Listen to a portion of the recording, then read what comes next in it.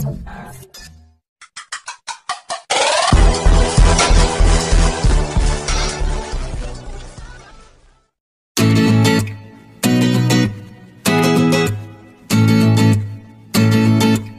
teman-teman, selamat datang di Friction Lady, memberikan edukasi kimia yang bermanfaat yang pastinya ada di dalam kehidupan sehari-hari. Pada kali ini saya akan menjelaskan tentang pola-pola fragmentasi senyawa kimia di spektrofotometri massa untuk semua fragmentasi thiol part yang ke-16. Untuk teman-teman yang ingin menonton video part dari pertama sampai ke-15, teman-teman bisa cek video sebelumnya. Untuk teman-teman yang ingin menonton video tentang spektrofotometri massa mulai dari dasar-dasarnya hingga contoh-contohnya yang banyak sekali, teman-teman bisa nonton dengan mengklik playlistnya, judulnya itu spektrofotometri massa atau MESSPECTRO.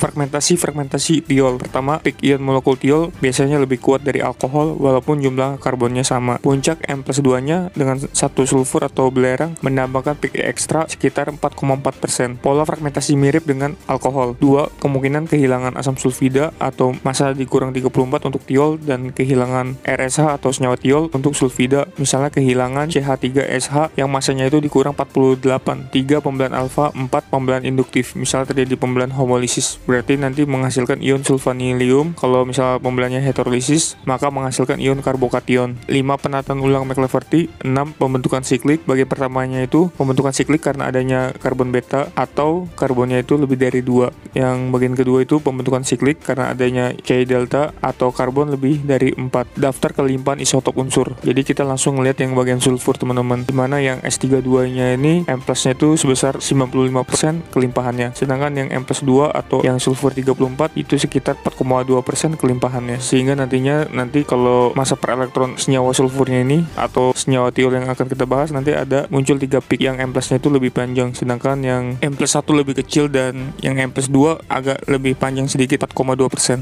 1. Thiol cenderung memiliki puncak M+ yang lebih kuat daripada ether. Sini kita bisa lihat di mana yang paling kirinya itu adalah 2 propen thiol. Peak ion molekulnya itu sebesar 76 massa per elektronnya, sedangkan yang kanannya ini adalah spektrum massa dari isopropil alkohol yang peak ion molekulnya itu sebesar 60 massa per elektronnya. Kita bisa lihat dari strukturnya itu sama, cuma yang di kiri ini ada sulfur, yang kanan ini adalah oksigen. Walaupun begitu, tapi peak ion molekul dari thiol ini lebih besar, tinggi puncaknya teman-teman, dibandingkan yang alkoholnya ini.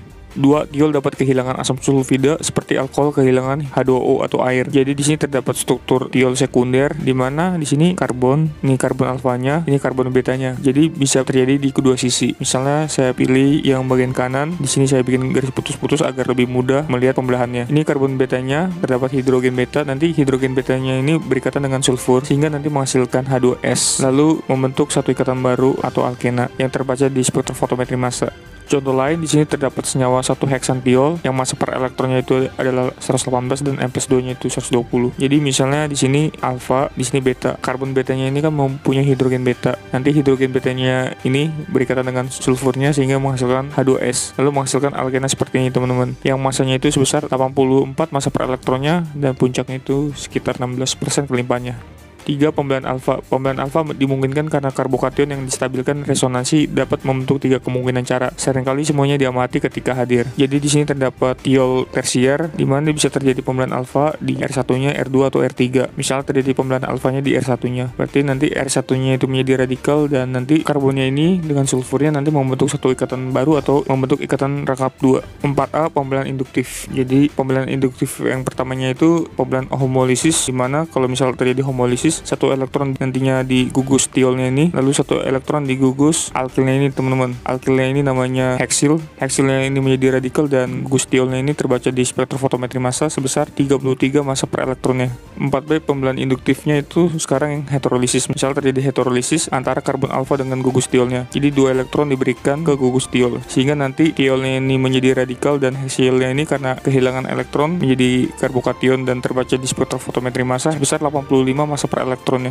5. Penataan ulang McLafferty. Thiol juga sering mengalami pengaturan ulang yang menghasilkan puncak M dikurang 34 dari hilangnya asam sulfida. Thiol primer juga bisa kehilangan asam sulfida dan alkena. Jadi di sini struktur senyawa thiol primernya akan mengalami penataan ulang McLafferty, yaitu di karbon deltanya. Misalnya kita nomorin ionannya di sini alfa, beta, gamma, delta. Ini karbon deltanya, lalu hidrogen deltanya ini berikatan dengan gugus thiol sehingga nanti membentuk H2S atau asam sulfida, lalu terjadi pembelahan homolisis di karbon-karbonnya sehingga sehingga nanti membentuk alkena dan membentuk alkenanya lagi teman-teman. Alkena yang ini, yang di deltanya ini akan terbaca di spektrofotometri massa. Massanya itu sebesar M dikurang 46.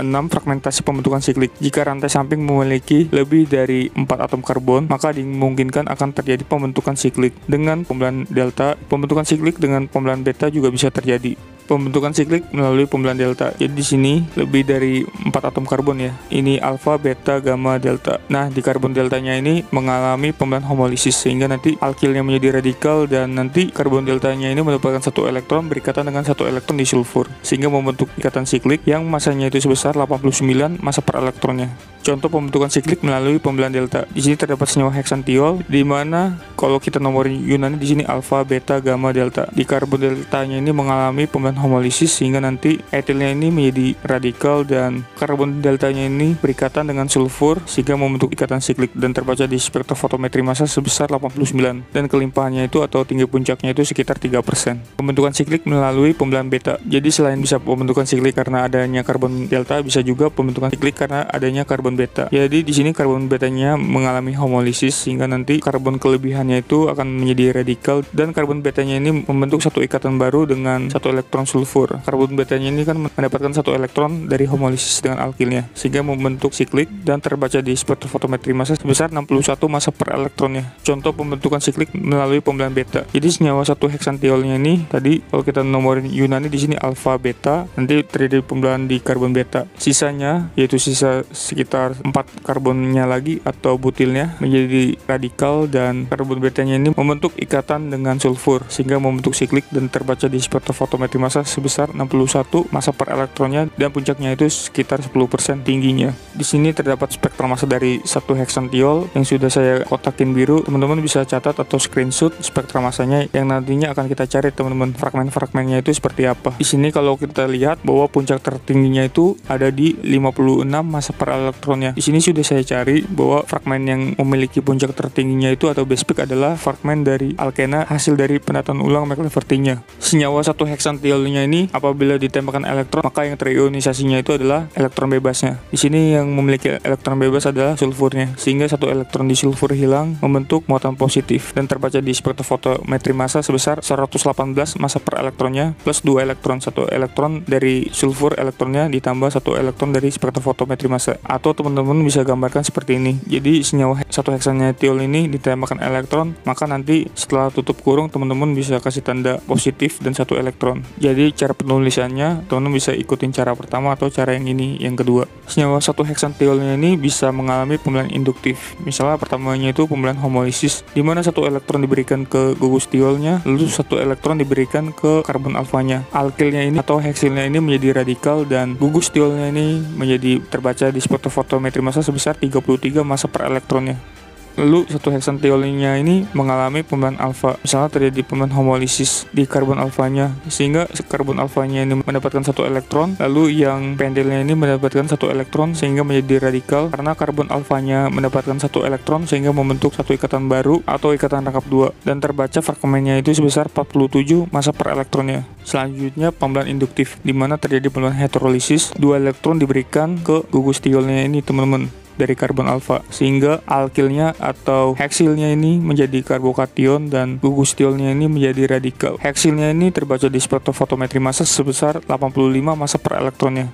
Fragmen ion heksilnya ini mengalami pembelahan lanjutan, berarti kemungkinan berkurang CH2-nya. Caranya itu adalah dengan heterolisis. Jadi dua elektron diberikan ke CH2 yang paling ujung kiri ini teman-teman, sehingga nanti akan menjadi positif CH2 yang di nomor 2-nya ini dan menghasilkan CH2 radikal dan fragmen positifnya itu adalah pentilnya yang terbaca di spektrofotometri massa sebesar 71 massa per elektronnya. Lalu kita lihat juga ternyata ada puncak lagi di 57 massa per elektronnya, berarti kemungkinan ion pentilnya ini mengalami pembelahan lanjutan lagi, yaitu pembelahan heterolisis sehingga nanti CH2-nya berkurang lagi dan menjadi radikal dan yang menjadi positif adalah ion butil, yaitu terbaca di spektrofotometri massa sebesar 57 massa per elektronnya. Dan kita lihat lagi ada puncak yang nilai massa per elektronnya itu 43, berarti ion butilnya ini mengalami pembelahan lanjutan di mana mengalami pembelahan heterolisis sehingga CH2-nya menjadi radikal dan yang terbaca di di spektrofotometri masanya itu adalah ion propil yang nilai massa per elektronnya itu adalah 43. Lalu kita lihat ada puncak dengan nilai massa per elektronnya itu adalah 29. Berarti kemungkinan terjadi pembelahan lanjutan di ion propilnya, di mana terjadi hidrolisis sehingga CH2-nya menjadi radikal dan sisa etil yang menjadi positif dan terbaca di spektrofotometri massa sebesar 29 massa per elektronnya. Jadi begitu ya teman-teman, kalau namanya pembelahan CC di alkil, biasanya itu kalau misalnya senyawanya memiliki rantai karbon panjang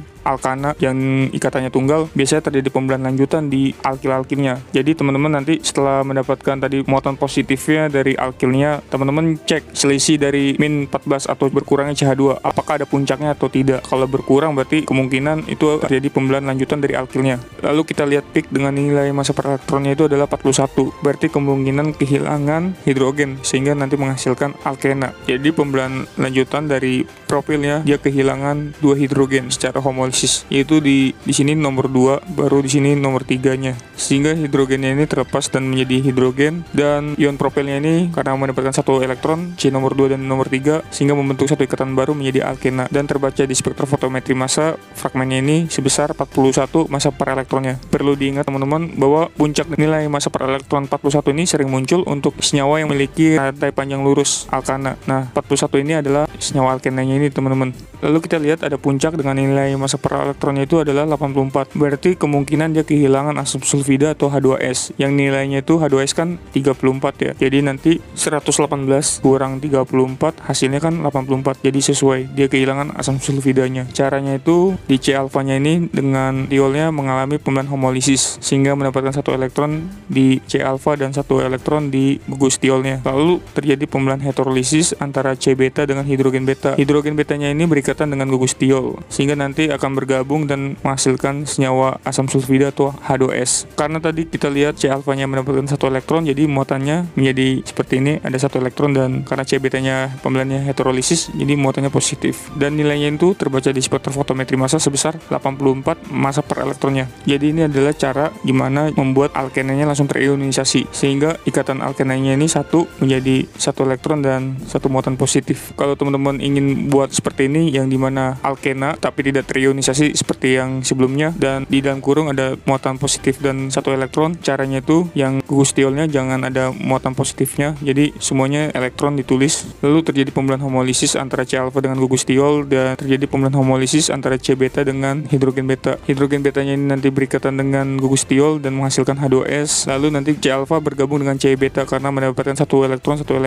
sehingga menghasilkan alkena. Dan cara penulisannya seperti ini teman-teman. Jadi teman-teman bisa tulis yang cara sebelumnya atau ini sama aja teman-teman. Senyawa 1 heksantiolnya ini bisa mengalami penataan ulang McLaverty, di mana di sini kalau kita nomornya Yunani di sini alfa, beta, gamma, delta. Di C deltanya ini mengalami pembelahan hidrolisis antara C delta dengan hidrogen delta, sehingga nanti hidrogen delta bergabung dengan gugus diol lalu menghasilkan H2S. Gugus diolnya ini kan terjadi homolisis ya. Nah, di C betanya ini mengalami homolisis sehingga nanti bergabung karena mendapatkan satu elektron, C alfa dengan C betanya menjadi alkena. Lalu pembelahan C beta dengan C gammanya ini homolisis juga sehingga nanti C gammanya mendapatkan satu elektron sehingga muatannya menjadi seperti ini teman-teman, ada muatan satu elektron, dan karena tadi C deltanya pembelahannya heterolisis jadi muatannya positif sehingga terionisasi. Dan fragmen ini terbaca di spektrofotometri massa sebesar 56 massa per elektronnya. Fragmen ini yang tadi menjadi base peak di spektrum massa 1 heksantiolnya teman-teman. Atau teman-teman bisa gambarkan seperti ini, di mana gugus diolnya itu nggak terionisasi elektronnya, pembelahannya heterolisis semua. Jadi nanti seperti ini teman-teman, di mana nanti kita tuliskan fragmennya itu dalam kurung nanti ada muatan positif dan satu elektronnya. Jadi penulisan muatan positifnya atau terionisasi bisa dua cara ya teman-teman, sama seperti sebelum-sebelumnya.